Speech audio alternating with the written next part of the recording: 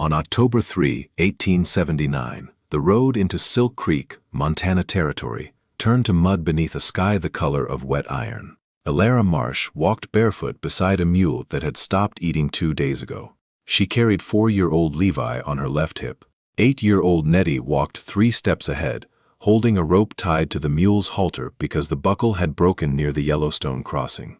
The mule pulled a travois loaded with a Dutch oven, a smoke-stained wool blanket, a half-empty sack of cornmeal, and a wooden cigar box Levi clutched whenever he wasn't riding. Inside the box were 7 smooth river stones, each chosen for its flatness. Every night since their cabin burned, Levi had lined them up beside wherever he slept. 1 stone for each day someone hadn't sent them away. 3 ranches had turned them down in 2 days. 1 needed a man who could break horses. 1 apologized and closed the door. The 3rd offered Elara work, but not her children. Those would go to the territorial care home in Helena. Elara picked Levi up without answering and walked back to the road. By late afternoon, the trail climbed toward a ridge thick with lodgepole pine. A signpost leaned against a cairn. Cook wanted, Broken Bow Station, 2 miles north. Below it, in smaller letters, no drifters, no excuses. Nettie read the sign aloud. Are we drifters? We're walking north, Elara said. That's all anyone needs to know. If stories about lonely mountains, lost children, and the families we choose hit you somewhere deep, you're in the right place. Tap that subscribe button so you don't miss what happens next. Drop a comment telling me where you're listening from. And if this story's already pulling at you, leave a like, it means more than you know. Broken Bow Station sat against the tree line like something the forest had tried to swallow and given up on. A dark log house patched in 3 materials, a settling barn, a smokehouse with no smoke, a wood pile stacked by someone whose arms had recently grown weaker, the upper rows shorter, the splits less even. The chimney leaked sideways from its base, smoke crawling along the roofline before the wind tore it apart. The draft was broken. Whoever lived inside was breathing his own fire. The 3rd knock brought a voice before the door moved. If you're selling salvation, I've been damned past the return date. Cormac Dunne filled the doorframe the way an old oak fills a fence gap. 72 years old, white beard trimmed unevenly. A walking stick carved from elk antler, boots unlaced. Eyes that hadn't had a reason to focus on anything new in years. He saw Elara, then Nettie, then Levi pressing his face into his mother's neck, fingers moving silently against the cigar box, counting something only he understood. I can cook, Elara said. I can dress game, bake ash bread, smoke venison, keep a sourdough alive through a cold snap, and stretch 10 pounds of flour across 3 weeks. I can also mend a chimney that's choking its own house, but the sign only said cook. Cormac's jaw tightened at the chimney remark. The children stay or I walk, Elara added. He laid out terms. 3 meals a day. Back room off the kitchen. Firewood, her problem. No wages until he decided she'd earned them. No conversation.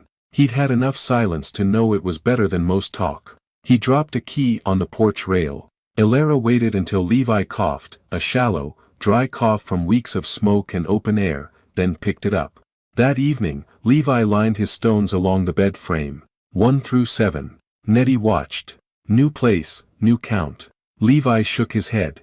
These are the same days. I'm not losing them. The kitchen was hostile with neglect. Soot furred every surface near the stove. The damper had seized open, ash filled the firebox 6 inches deep. The pantry held moisture-softened salt pork, weevily cornmeal, mouse-chewed beans, and a sourdough starter so thin it barely clung to the crock. Elara fed the starter with careful flour and warm water and set it near the warmth. It's not dead, it just forgot someone was paying attention. First supper, salt pork fried crisp, skillet bread from her own cornmeal, boiled beans with wild onion. Cormac finished 1 plate and reached for another.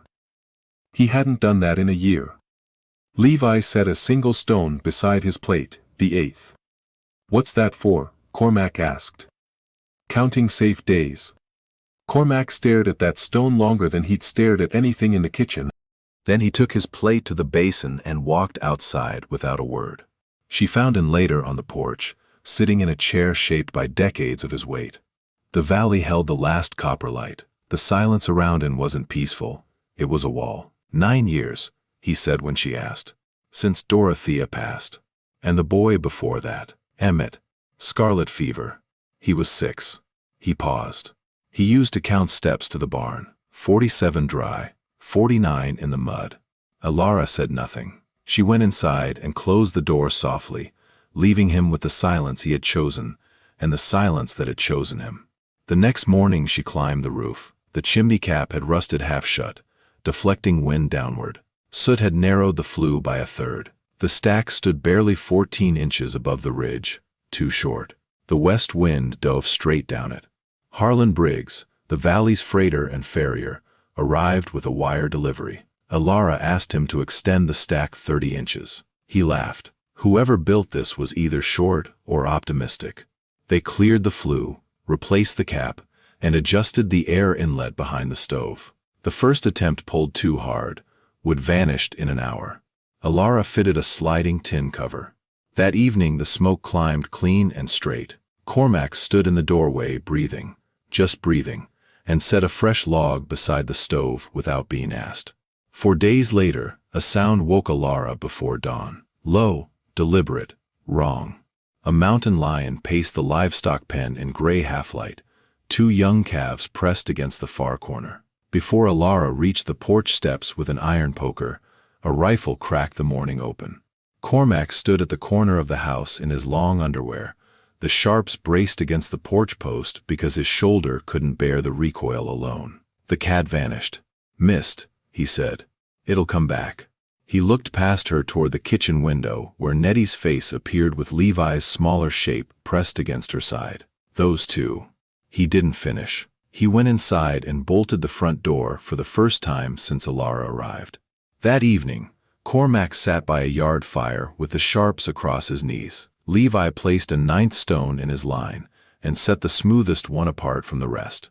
This one's for him, he told Nettie. The old man didn't let the mountain get the babies. Over the next week, Elara worked through the outbuildings. The barn's bottom hay bales rested on damp ground, their centers gray-green with mold. The roof leaked along the north seam. She and Cormac raised the entire stack on cottonwood runners. Nettie measured heights. Levi hauled rope scraps with the seriousness of a man delivering payroll. Elara left an air gap beneath. Hay doesn't need warmth. It needs to breathe. Rain came. The test bales on bare ground soaked through. The raised stack stayed dry. That evening Cormac broke the last cornbread in half and gave the larger piece to Nettie. Growing bones need more, he said. The first time he'd served anyone before himself. In mid-October, Nettie found a locked door at the end of the hallway. She pressed her ear against the wood. Is someone in there? No one's been in there for 9 years, Cormac said with a weight that had nothing to do with volume. Elara noticed cold air bleeding under that door, stealing warmth from every room it passed. She mentioned it once. That room is costing you firewood. The next morning, Cormac stood at the door with a tarnished key. Inside, a sewing table, needles pinned in cloth, an unfinished child's coat, a small rocking chair worn smooth, and 3 leather journals on the windowsill. Dorothea kept records. Every winter, first freeze, wind direction, would use, which repairs held. He paused. Memories no good past a certain age. The journals held years of observations. The final entry read, "A house breathes. Learn its lungs before you try to close its throat." Elara carried the journals beside her own notes after that, 2 halves of a conversation separated by a decade. Nettie lifted the unfinished child's coat and set it back. Cormac placed it in her hands. Dorothea would have wanted someone to finish it. He turned toward the window so they couldn't see his face. That evening Nettie stitched the left sleeve by the stove. Without looking up she said, "Mr. Dunne, can I call you something? Something besides Mr. Dunne." The kitchen went so quiet Elara could hear the fire shift. Cormac opened his mouth, closed it. "I'll think on it," he said, and walked outside to stand on the porch gripping the rail, staring at the dark ridge for almost an hour. November arrived with teeth. On the 9th, a rider appeared on the south trail. A long coat, a tin star. Marshal Vernon Pratt dismounted with 2 men behind him. "I'm here on a matter of child welfare. A widow traveling without means, without fixed residence. The Bright Meadow Work Farm in Helena has capacity. Elara appeared behind Cormac with flour on her hands. These children are housed, fed, and educated. My daughter does long division and keeps weather records. My son is 4, and learning to count. And I know what Bright Meadow is. It's a labor camp with a schoolhouse painted on the sign. Cormac gripped his walking stick like a weapon. Vernon, who benefits if this woman leaves? Pratt's eyes moved across the repaired chimney, the barn, the windbreak taking shape. A ranch coming back to life around a woman, with no legal claim to it. I'll file my report. If conditions don't meet standards by my next visit, I'm authorized to remove the miners. He rode south. The dust settled. Elara's hands shook until she pressed them flat against her apron. That night Levi placed his 11th stone, then put it back in the box. I'm not sure today counts, he said. Mehdi pulled the blanket over him. It counts. We're still here. He set the stone in line, but a little farther from the others, as if the day had earned its spot but not yet its trust. Outside, the first hard wind of November pressed against the cabin walls. Cormac sat on the dark porch, with the sharps across his knees, watching for shapes that moved wrong. The mountain lion hadn't come back, but there were other predators, and not all of them walked on 4 legs. The morning after Marshal Pratt's visit, Cormac was gone before Elara lit the stove. She found him in the barn, pulling a wooden trunk from beneath a dusty workbench. Inside were the original land patent for Broken Bow, tax receipts going back 15 years, and a letter from Dorothea's brother that had never been answered. By noon, Harlan Briggs arrived with Dr. Josiah Wynne and Elmer Teague, the part-time notary from Silt Creek. Cormac handed Teague a single page of careful handwriting. The document stated that Elara Marsh and her children were employed residents of Broken Bow Station, that no territorial agent could remove them without a formal court order, and that if Cormac died before spring, Elara would manage the ranch until the estate was settled.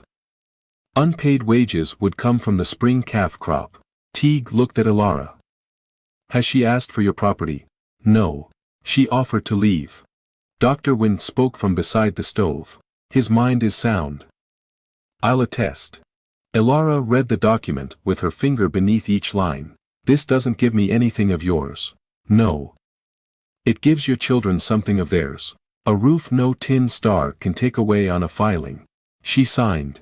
That night, Mehdi's boots sat under the bed for the first time. Not beside the door, not next to the travel sack. Under the bed, where boots belong when you're planning to stay. If this family is starting to feel like yours, you're not alone. Hit that like button, it helps more people find these stories. And if you haven't subscribed yet, now's the time. We're building something here, and you're part of it. Elara turned to the cattle barn. Its main door faced northwest, straight into every storm. Snow could drive across the threshold into the bedding. The lower walls were gapped. But narrow openings beneath the roofline did quiet, essential work. Damp air from 30 head of cattle escaped through those slots, keeping rafters dry.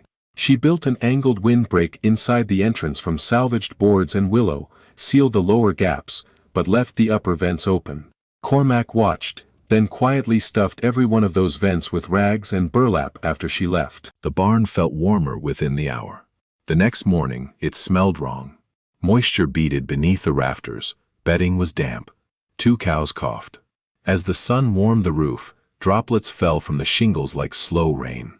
Elara found the rags. She opened Dorothea's journal to a page underlined twice. Barn rained inside. Too tight.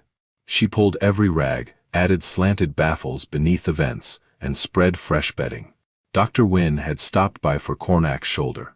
He paused at the coughing cattle. Damp air weakens lungs faster than cold alone. 2 days later the moisture faded. The coughing eased. Cormac stood beside an open vent, feeling the air move past his hand.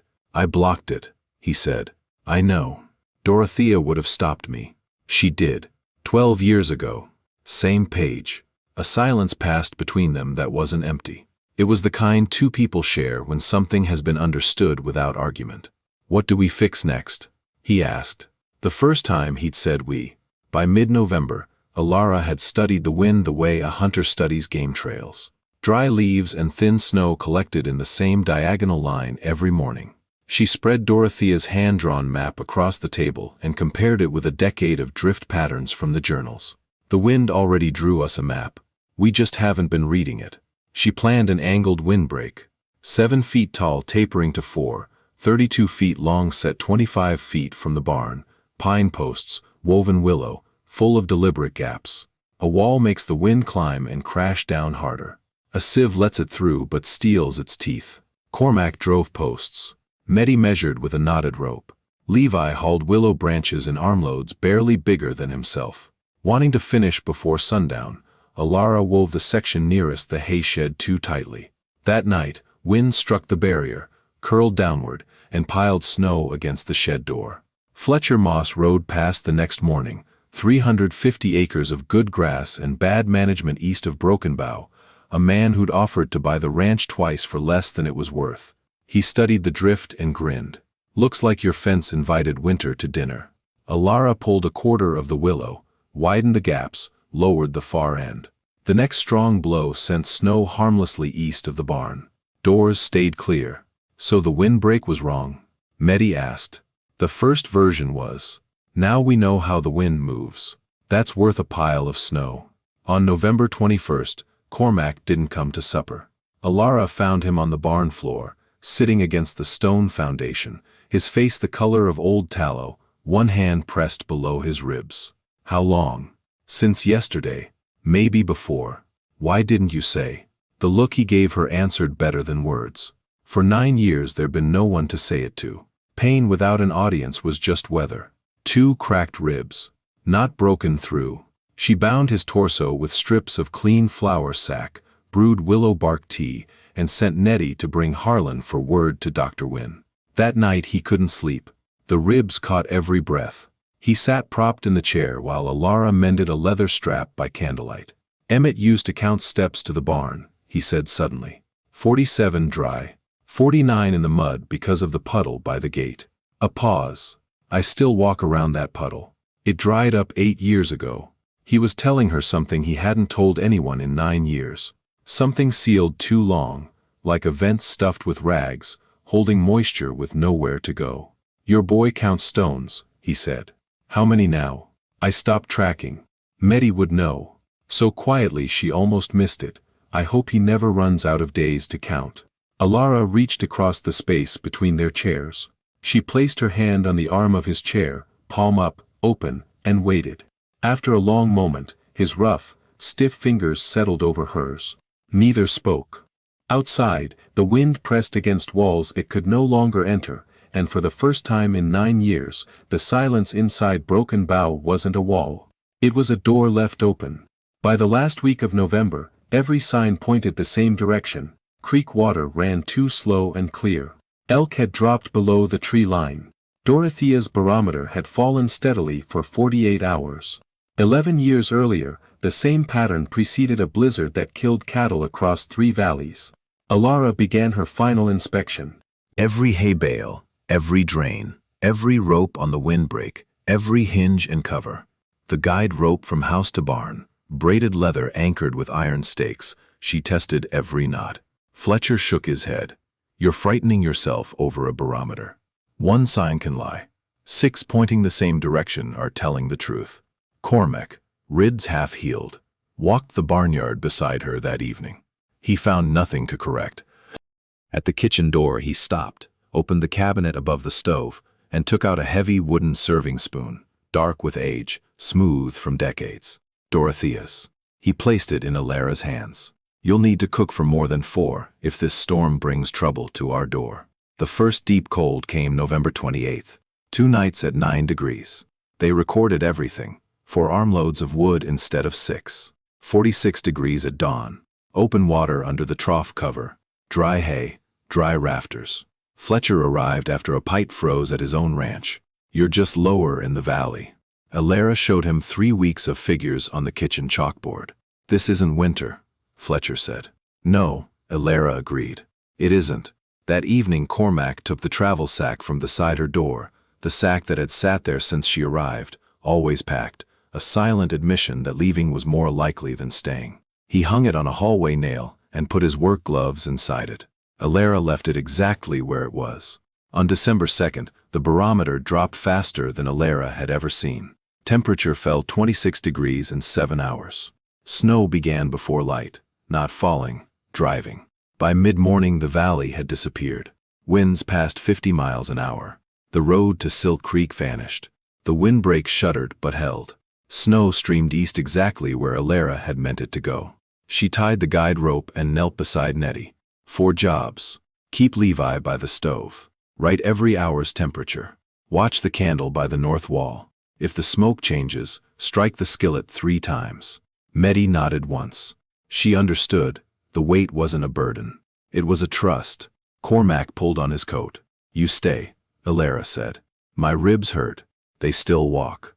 Together they gripped the guide rope and fought across 30 feet that felt like a mile. Inside the barn, warmth from 27 head of cattle turned the air almost alive. But in the far stall, a brown cow named Copper had started laboring 3 weeks early. Then another sound drifted through the storm. Not cattle, not wind. A human voice, broken by distance. Help. Elara looked at Cormac. He looked at the barn door, beyond which the world had become a white void where a person could die 20 feet from safety. Copper bellowed, labor going wrong. The voice came again, fainter. 2 emergencies. 1 rope. 1 storm that would not wait for either. Copper first, Elara said. If we lose this barn, we can't help anyone. The calf was positioned wrong, 1 foreleg folded beneath its body. Copper's eyes rolled white. Cormac pressed his shoulder against her neck and spoke the kind of low, steady words that carry no meaning except steadiness, the voice of a man who has gentled animals for 50 years. Elara reached inside carefully, working with the contractions. Minutes stretched. The leg came free. Both forelegs extended. The calf slid onto the straw and did not move. She cleared its nose, rubbed its chest, lifted its hindquarters. Nothing. 1 more rub. Then a cough. A shudder through the small body like a current through water. The chest rose. A thin, startled breath escaped into the cold barn. Cormac sat down hard on the frozen ground, holding his ribs, watching it breathe. The cry came again through the storm. Closer. Stay with Copper, Elara said. Hold the rope. 2 pulls means haul me back. 3 means feed more line. She tied the rope around her waist and stepped into the white. The wind hit like a horse at gallop. She dropped to her knees. Standing was a luxury the blizzard didn't offer. She crawled along the barn wall by touch, lantern useless, snow burning her face. At the windbreak corner, her hand struck something that wasn't wood or snow. Fabric. A shoulder. Fletcher moss, barely conscious, half buried in drift. 1 arm hung wrong, shoulder pulled from its socket. His lips were gray. My east fence. It's down. Herd scattered. Shut up and hold on. She looped the rope under his arms. 3 poles. Cormac fed line. She dragged Fletcher along the windbreak toward the barn, the wind trying to peel them into open country.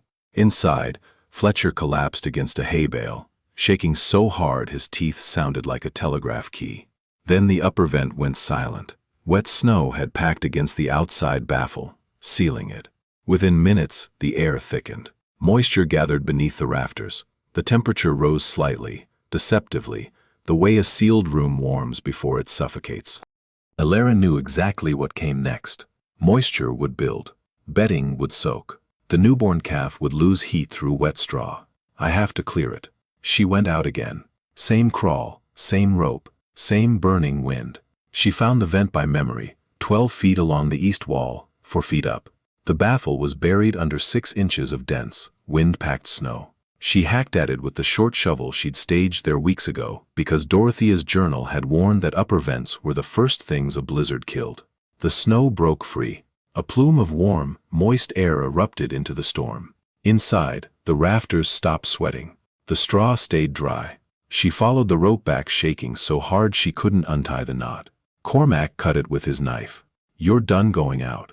Yes, she agreed. Because this time it was true. Inside the house, Mehdi had done everything asked. The chalkboard showed 6 hourly temperature readings. The candle by the north wall burned steady. No drafts, No seal failures. Levi sat beside the stove with his cigar box open. 31 stones in a line. He'd added 2 during the storm. 1 for the morning, 1 because Mama went outside and came back. When the guide rope jerked, not a signal, just weight moving along it. Meddy's hand closed around her end until her knuckles went white. Then new pulls came. Heavier, uncertain. She cracked the door against the wind. 2 shapes materialized. Fletcher's ranch hands, Cole and Dietrich, following the lantern light Nettie had kept burning in the kitchen window.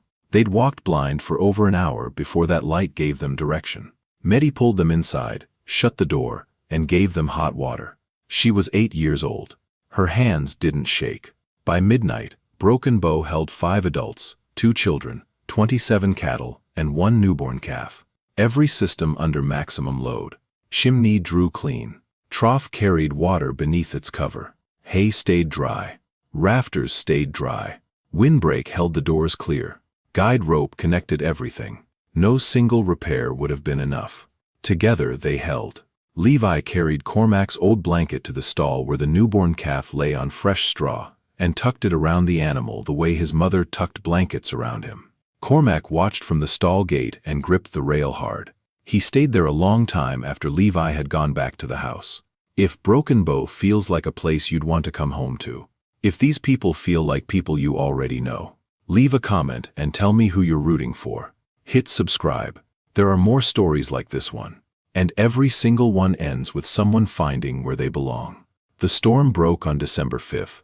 The wind stopped so suddenly the silence felt like a sound. A vast, ringing emptiness replacing the roar. The way daylight replaces fire. Broken Bow emerged from the white. The windbreak leaned but stood. Snow had drifted exactly where Elara intended. The barn opened without shoveling. The chimney sent a clean, straight line against a sky so blue it looked new. Fletcher's ranch told a different story. East fence erased. Troughs frozen solid. Hay shed roof collapsed. 4 cows missing. 3 dead in a draw where drifts had swallowed them. He rode back that afternoon, arm in a sling. He looked at the barn, the windbreak, the chimney, the steady smoke. I told her she was frightening people over a barometer. He looked toward Elara, who was spreading fresh straw and hadn't glanced up. Turns out the barometer was the only one telling the truth. Dr. Wynne opened his notebook.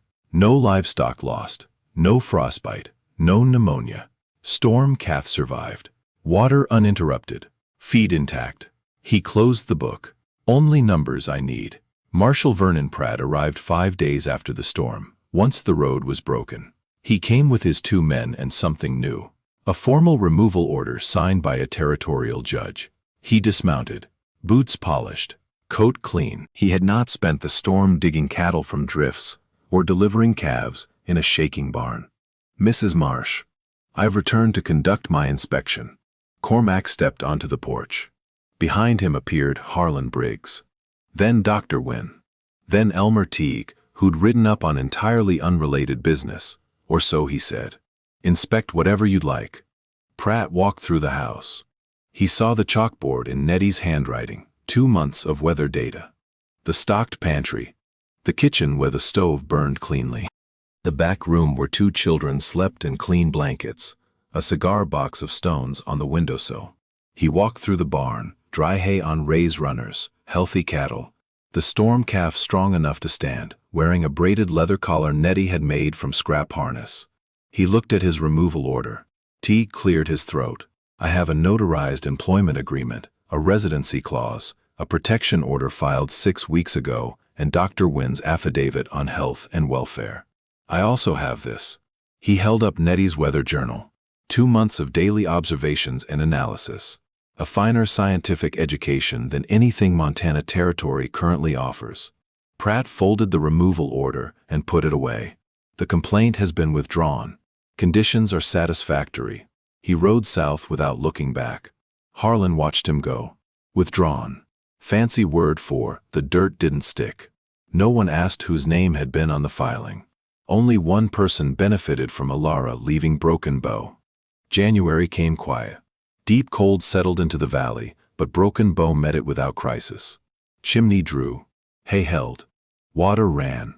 Cormac healed. On a still evening in the 2nd week, he asked Elmer Teague to return.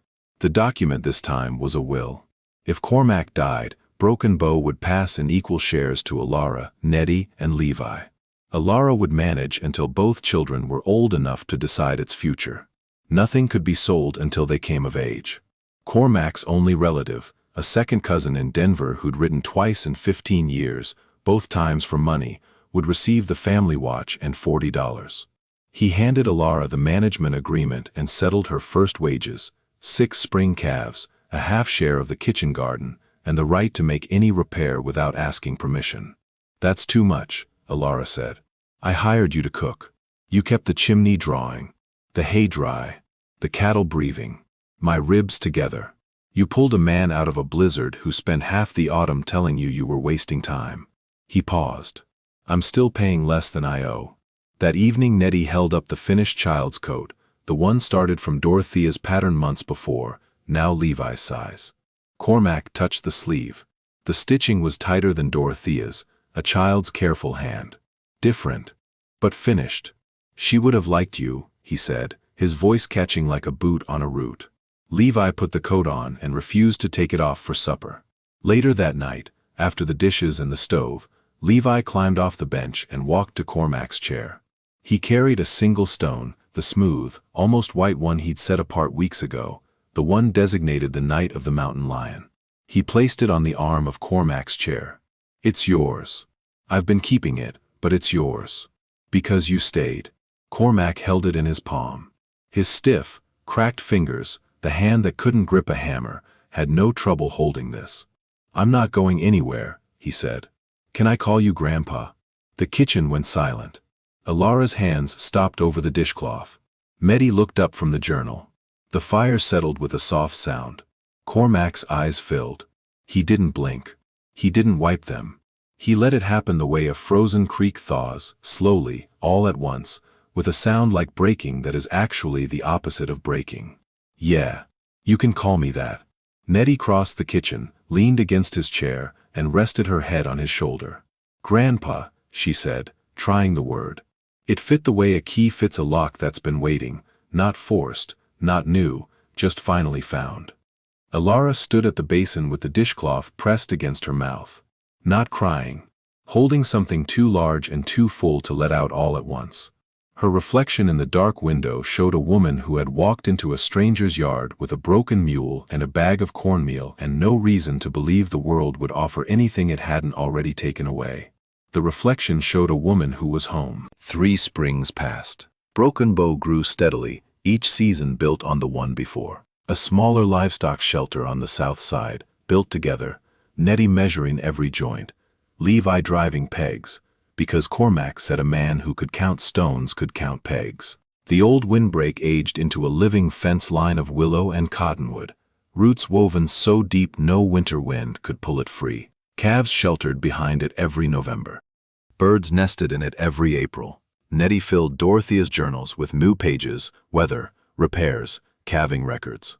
On the first page of the 4th journal she wrote, "Begun by Dorothea Dunne, continued by Nettie Marsh Dunne." She added the name herself. No one corrected her. Levi raised the blizzard calf into one of the strongest cows on the ranch. He named her December. The cigar box still sat on the windowsill, but the stones no longer lined up each night. There were too many. He'd stopped counting somewhere past 60, not because safety had ended, but because it had become ordinary. And ordinary, for a boy who'd spent a year being sent away, was the most extraordinary thing in the world. No one remembered the day the travel sack disappeared. One morning it was simply gone, and on its nail hung Cormac's winter coat, the heavy one, wool-lined, the one he'd draped over a sleeping boy the first night and never quite taken back.